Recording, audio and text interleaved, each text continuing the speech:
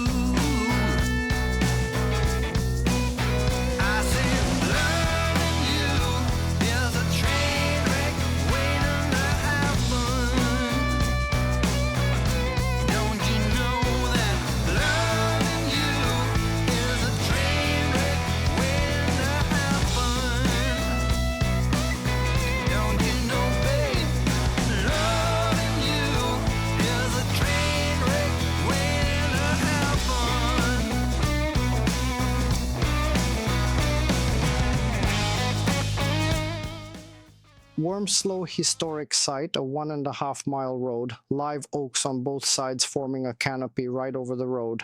So this is a very, very, very beautiful and stunning formation. This is one of the most photographed places in Georgia, and the way the light filters through between the branches, even if you don't take a single photo. The estate was founded by Noble Jones in 1736, and he was one of the very first colonists of Georgia who came over from England with James Oglethorpe. The ruins of the building are made of tabby. This is a local material made of oyster shells, sand, and water.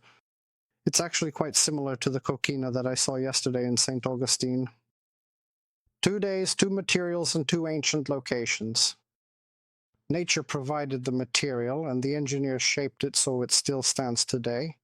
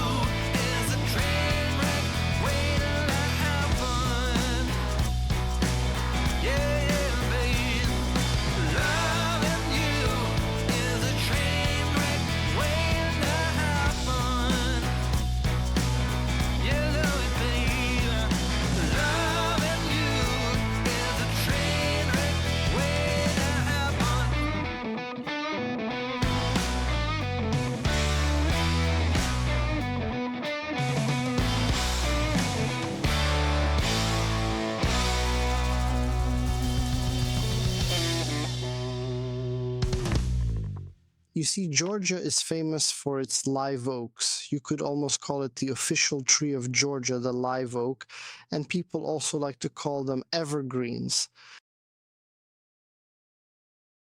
And the reason why these trees are so interesting is that even during the winter they don't shed their leaves. They always stay green.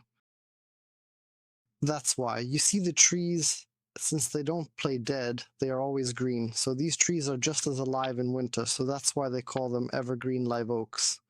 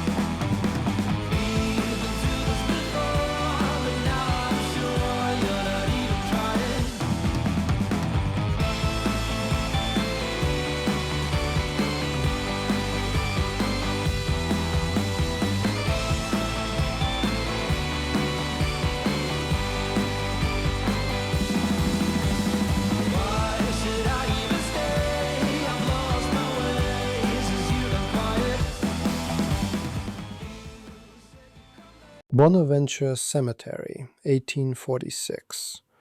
This isn't just an ordinary cemetery. This is an open-air art gallery.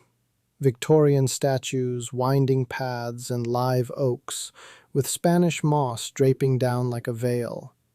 The Bird Girl statue from the cover of Midnight in the Garden of Good and Evil came from right here. Johnny Mercer, the Oscar-winning songwriter, is buried here. And the poet Conrad Aiken, whose gravestone is shaped like a bench so people can sit down and talk to him. There is something about Southern cemeteries that feels different from Europe. It's not scary, and it's not sad. It is beautiful. It's as if death itself is simply part of the landscape.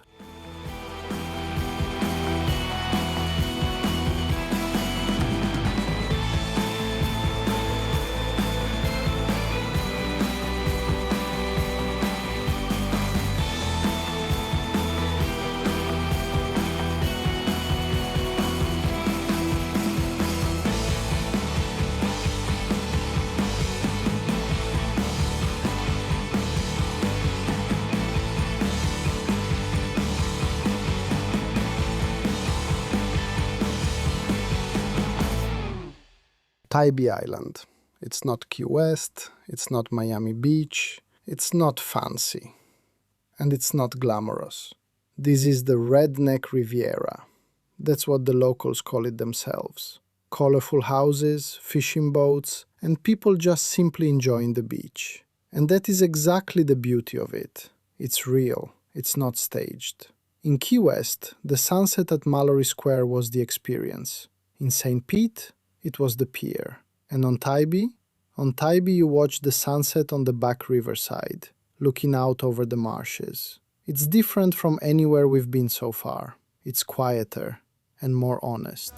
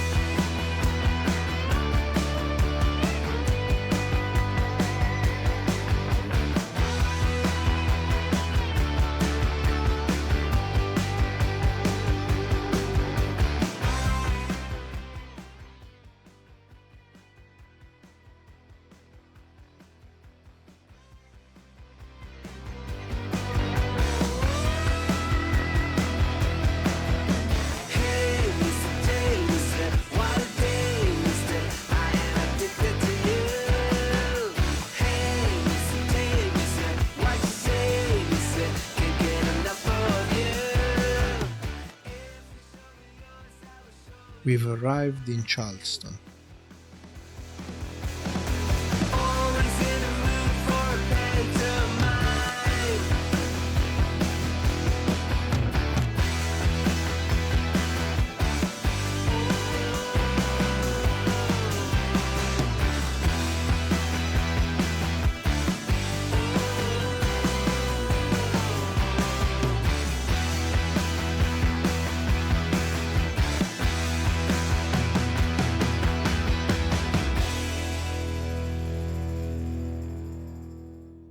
Charleston, South Carolina, the Holy City, as the locals call it.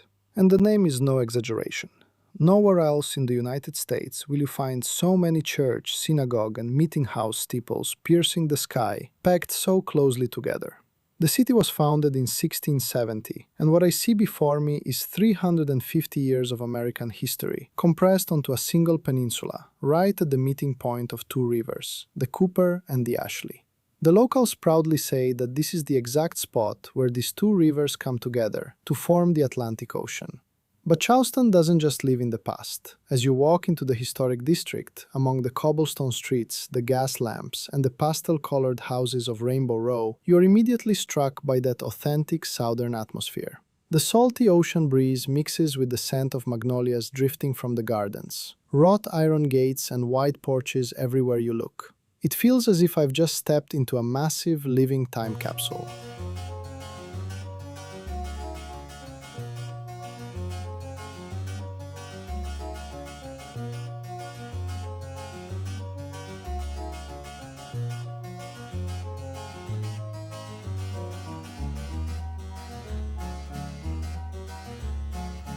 Golden brown texture like sun lays me down. With my mind she runs throughout the night. No need to fight, never a frown with golden brown. Every time, just like the last, on her ship, tied to the mast, to distant lands, takes both my hands, never a frown with golden brown.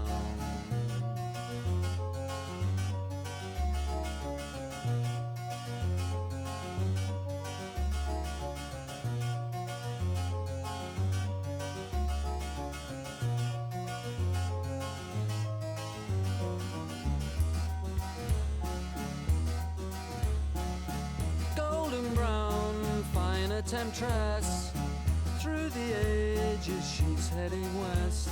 From far away, stays for a day, never a frown with golden brown.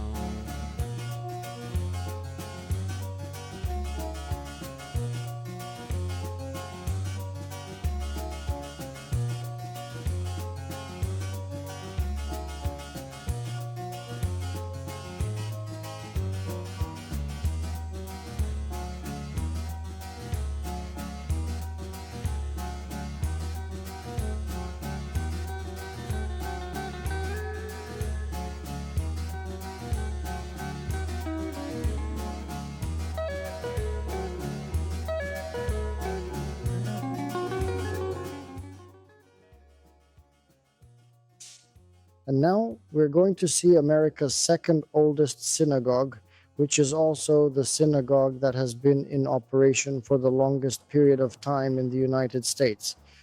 So this will be the Kahal Kadosh Beth Elohim Synagogue.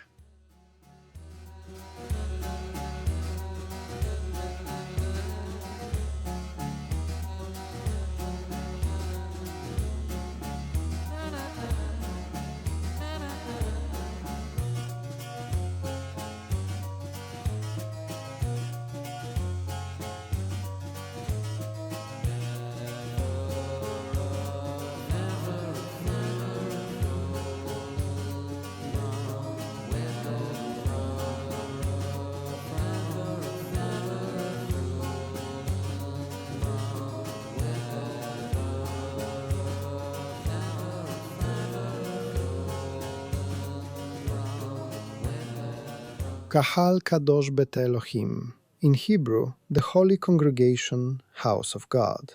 The congregation was founded in 1749 by Sephardic Jews who originated from Spain and Portugal, arriving in Charleston via England, drawn here by religious freedom. This is the fourth oldest Jewish congregation in the United States, and the synagogue building itself is the second oldest in the country, and the oldest one in continuous use to this day. The original building was dedicated in 1794, but a massive fire destroyed it in 1838. The current Greek Revival-style temple was built on the exact same spot in 1840. 6 Doric columns support the facade, and the stucco-covered brick walls are scored to look like solid blocks of stone. But what makes this place truly special isn't the architecture, it's what happened here. In 1824, 47 members petitioned to shorten the Hebrew services and allow prayers to be spoken in English. The leadership rejected it, so the reformers broke away and created the Reform Society of Israelites. This was the birth of American Reform Judaism. Eventually, they returned, and the first service held in the new temple in 1841 was conducted entirely in the Reform spirit, with an organ, English language elements, and a modernized liturgy. So, American Reform Judaism was born in Charleston, not in New York, not in Philadelphia, but right here, on this southern peninsula, nearly 3 centuries ago. The synagogue also houses a letter from George Washington. The president himself wrote to the congregation, thanking them for their good wishes upon his election. And importantly, the building was built by enslaved laborers. David Lopez Jr., a congregation member and a supporter of the Confederacy, supervised the construction. In 2020, the congregation erected a memorial in front of the building, acknowledging and remembering those who were forced to build it. And this kind of honesty is rare and truly worthy of respect. Inside the synagogue, I was welcomed by Gil. We spent 30 minutes together, and he personally walked me through the history of the congregation. These are the kinds of moments you just can't plan for. You're simply there, you keep an open mind, and someone shares a piece of their life with you. This was the only place on the entire trip where a complete stranger took 30 minutes out of his day for me, simply because he saw how genuinely interested I was. For the building, goes back to 1792. And the rest is destroyed in the earthquake. Well, we haven't found the others. So if you look at the first one over there, it says Isaac de Costa the Younger. Okay? Sephardic. Sephardic will name your children after people who are alive. I'm Ashkenazi. We do not do that. So my daughter's name is Rachel. She's named after Grandma Rachel. I see. See? I see, yeah. So yeah, we will not, but Sephardic will do that. They do that. So it also says 1792. You can see over there. Yes. And 5552, which is the Jewish year, yes. is 1792. Okay? So 5552 is the It's the Jewish equivalent to 1792. 1792. Okay. So one thing has not changed since 1792 in this congregation. So back then, if you wanted to put your name on a cornerstone, you had to give a donation. Okay, We're still giving donations. Yeah, I see. That's nice. It is. That's so nice. You ready? We're going to go into the sanctuary. Yeah. Hungary, Budapest, very interesting. So a very famous American actor, Tony Curtis. Tony You know, Curtis, his family was from there, and they have the beautiful museum and the tree with all the leaves and everything on it. I didn't know in that much depth, but yeah. So Tony Curtis, whose real name was Bernard Schwartz. Really? Yeah. I didn't know that. That's his real name, Schwartz. Wow. So, but his acting name was... I should note that Tony Curtis's parents were indeed Hungarian Jewish immigrants, though not from Budapest, but from a town called Mátészalka. However, the memorial tree standing in the courtyard of the Dohány Street Synagogue in Budapest was, in fact, funded by him. I never been in such a place. It's a very pretty synagogue.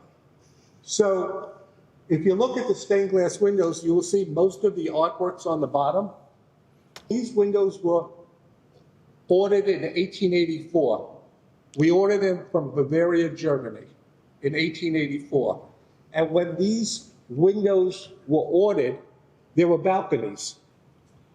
So even though men and women were already sitting together, And then, there were balconies. yeah, and the so balconies, they yeah. ordered only the artwork on the bottom to save money, because they thought the balconies would cover the artwork. yeah. We had an earthquake in 1886.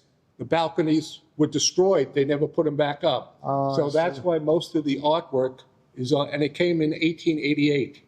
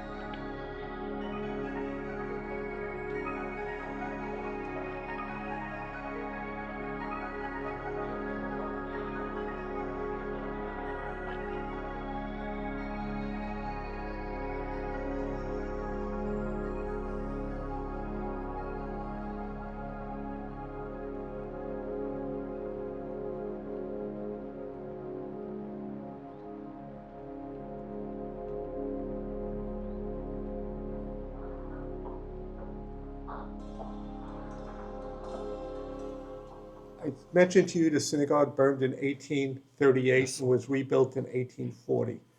This was painted in 1841 by memory, what it looked like before the fire. And you can see there were balconies in 18 with the earthquake, but the bima was in the middle. Yes, that you showed me on the floor. So yeah. everything changed when they redid. We have two murals here, paintings, by the same person, both sides. So I'll talk about this one first. So this is called the Founding Fathers mural. It has to do with the people who founded the congregation in 1749. That's what it depicts. So you'll see there are 4 people here. First of all, the first name you see is I DaCosta. Okay? Remember on the cornerstone it said I DaCosta, the younger? This is Dad. Wow. This is the father, was one of the founding members. 6 candles, 1 not lit. On our bima, we have 7 candles lit on our bima. This goes back to when the Second Temple in Jerusalem was destroyed. The priests, the high priests, the rabbis, they said they would not put another candle in until the temple was rebuilt or the Messiah came. Well, the Messiah has not come, and the temple has not been rebuilt in Jerusalem. Reverend Pizanski said, we have music, we sit together. I'm putting the candle back in. We're a happy people. The Jewish community was always involved in Charleston in helping other people. And it helped. I mean, they were respected for that. American Civil War started here. Like 1865, like 2 days ago, April 15th it started in the United States. So in the movie, they said that a general was coming here, and they thought he was going, General Sherman, they thought he was going to come here and take revenge out on Charleston because this is where the Civil War started. He was a Union general. He didn't come here. There was nothing left in Charleston. It had been bombarded. There was nothing left. I have a nameplate. My nameplate will never be there. I am not a famous person from the synagogue. I'm just a docent. Is a tefillin bag. Tefillin. I have my grandfather's. Wow. So this stuff is old. Older than me. Really? Older. If it's older than me, it's old. She was the music lady. Okay? She was a very strong woman. What happened here in the 1820s and 40s is not just religious history. This is a community that was able to renew itself without losing its roots. The Reform movement was born here, not in New York, not in Philadelphia, but right here on this southern peninsula. The story of the 7th candle, when Reverend Poznansky said, "We are a happy people, I will put the candle back." For me, that was the most beautiful moment of the entire visit. Unfortunately, I couldn't include the full recording and presentation in the video, but if you're ever in Charleston and want to experience this piece of history, I highly recommend visiting kkbe in person. What Gil said about the Civil War is especially powerful here in Charleston. The first shot rang out from here in April 1861. Confederate troops watched from the battery as they opened fire on Fort Sumter. General Sherman burned his way through the South, but he never came to Charleston, because by the time he would have reached it, there was nothing left to destroy. Gil said he's just a volunteer guide, but he gave me 30 minutes of his life, sharing his knowledge, his stories, and his own family's traditions, with a complete stranger who just walked in alone off the street. These are the kinds of moments that make traveling truly worth it, not for the sights, but for the people. And so that would have been the synagogue. Let's keep going.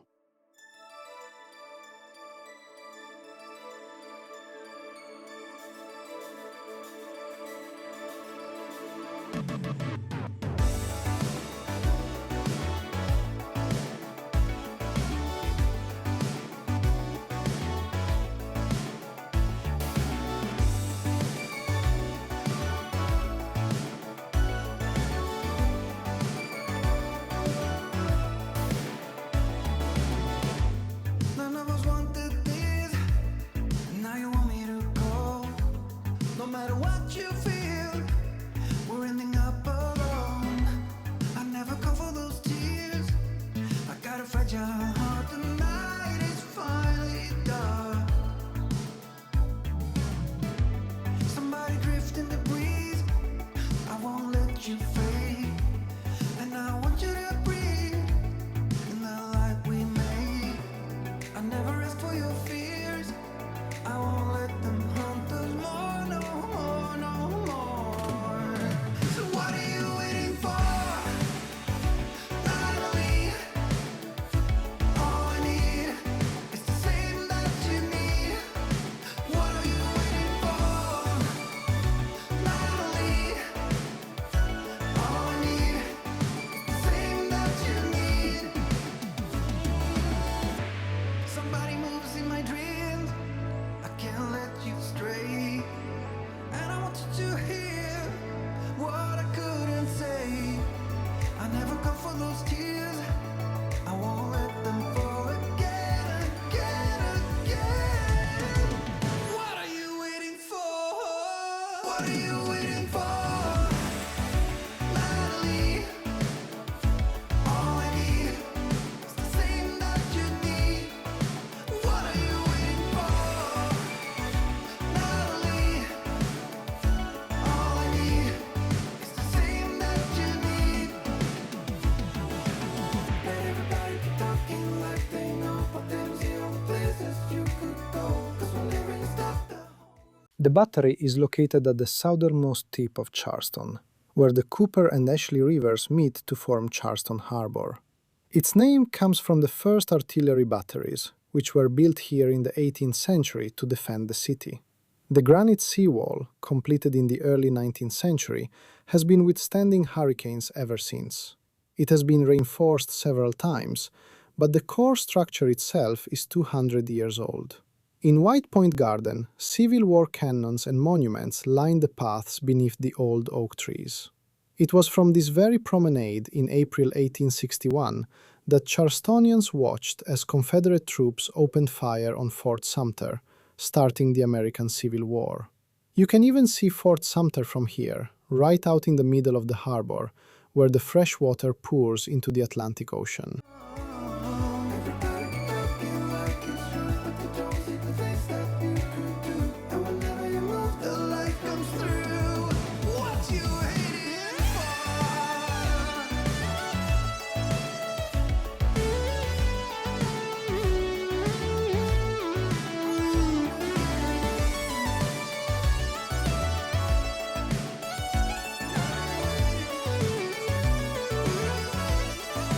What are you waiting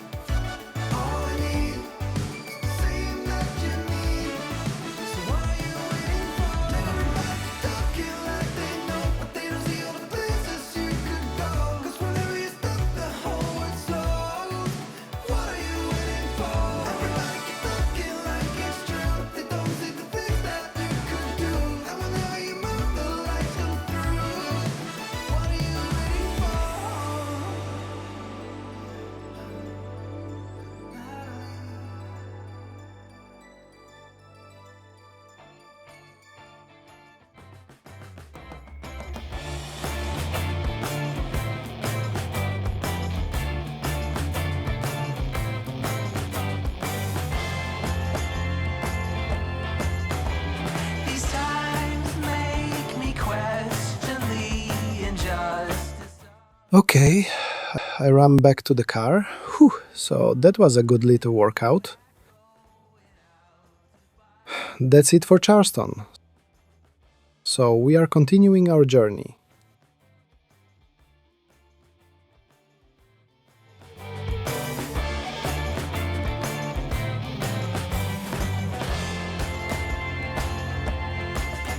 I won't forget to tell you when it's done.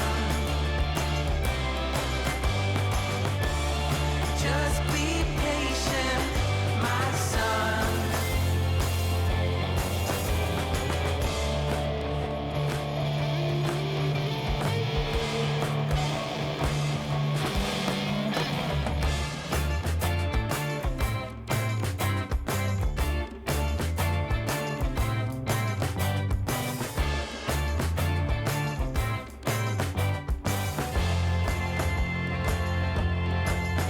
These times have made me think of what is right and wrong. I'm putting on a new hat, feeling strong. I won't forget to tell you when it's done. Just be patient, my son.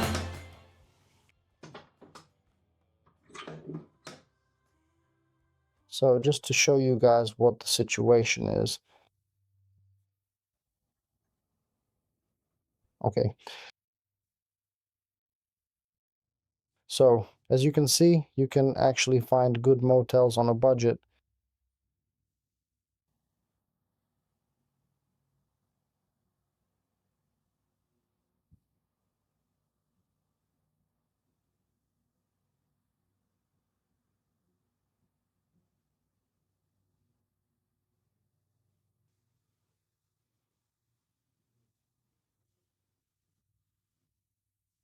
This is a 4.2 rated motel, and it costs around £40 to £45 a night.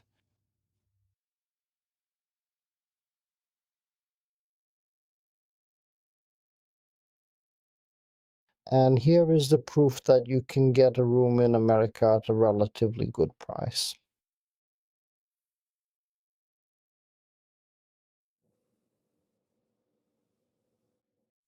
So I highly recommend to anyone who's planning to come out here and look around.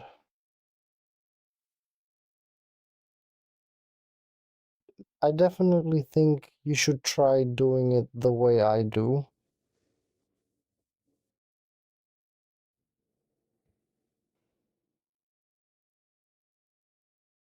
Because the whole point of this is, oh, wait, can you see me? Right? You can.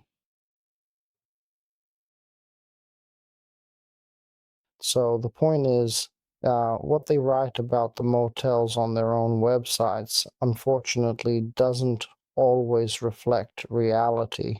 There was a Motel 6 and a Days Inn that had a 3.8 or 4-star rating there, but on Google it was only a 2.6 or 3.1. I actually talked to a hotel owner lady about why there's such a huge variance in motel quality. She said it works like this. There's a franchise and anyone can buy the rights to it. And since there aren't as strict regulations here as there are in Europe, for example, if someone maintains a 2.6 or 3.1 quality motel, then that's what they maintain. Even if the rooms are cheaper there, it's not worth going to the cheapest motels. There are good ones in the Motel 6 and Days Inn chains too, but you should definitely base your decision on Google reviews. That's what I recommend. There are also hotel aggregator sites like super.com or hotels.com that show accommodations broken down by region. Booking.com isn't bad either, but it's a bit more expensive than the rest. For example, I have Wyndham points, so around here I prefer that chain, but there weren't any with good ratings in this area, so I stayed at a Best Western. Google recommended it. I searched for last minute prices and it came out to $80-something. Converted, and that's around $60-something, which is about 40-something pounds. In Hungarian forints, that's 16 to 17,000, which is not bad at all by American standards, especially considering that a hole in the wall in New York was $600 for 3 nights, and that was a genuine hole. Here, on the other hand, there's plenty of space. If you guys have any questions about anything, feel free to drop them in the comments or in a message, and I'll try to answer what I can. And now it's time to back up the footage again. Originally, I planned to upload an episode to YouTube every single day, but I realized the editing would take up so much time. If I want to deliver the quality I envisioned, it's basically a full-day job, so I'll do what I can. I'll film and photograph everything. Even so, I'm behind schedule, and some things had to be left out compared to my original plans. 2 weeks can be really exhausting, especially at this fast pace that I'm going right now. Anyway, checking if I'm still clear on the camera, but we are moving forward and we'll see what the future brings. Catch you guys later. Bye.